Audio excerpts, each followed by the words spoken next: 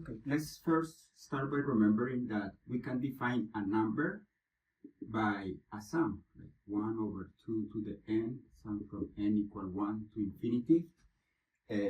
This is a sequence. What sequence is this? S of 1 is 1 over 2, S of 2 is 1 over 2 plus 1 over 4, S of 3 is 1 over 2 plus 1 over 4 plus 1 over 8. And then when this sequence converges to the number L, then we say that this series converges. And in this case, it's not difficult to see that this converges to 1. Then we can define a function using a series. And when this function, for every value of x, this function is given in this form.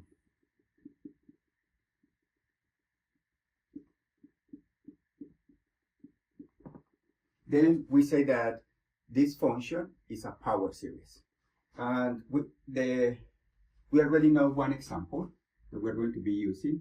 We know that this function f of x equal 1 over 1 minus x if x is in the interval negative 1, 1, which we usually write as absolute value of x is smaller than 1, then this function can be written as 1 plus x squared, which is the sum from n equals 0 to infinity of x to the n.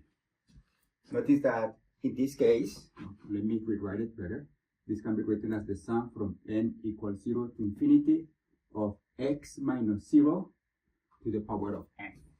In this case, a is 0, and each a sub n is equal to 1. Then this function in this interval can be written like this.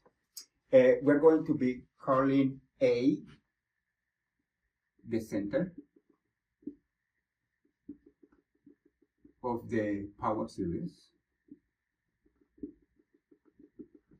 And there is an interesting theorem that says that if you have a function written in this way, centered at A, then there is a radius r bigger or equal than 0.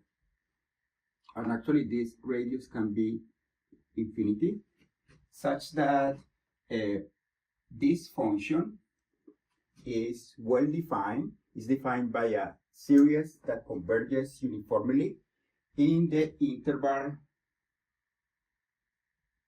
a minus r, a plus r. Notice that in this particular example, we are centered at 0 because a is 0, and looking at the interval, the function is well defined from negative 1 to 1. That means that in this case, the r is equal to 1. By the way, this r is called the radius of convergence. And when r is infinity, essentially the function is defined in the whole real line. That can happen.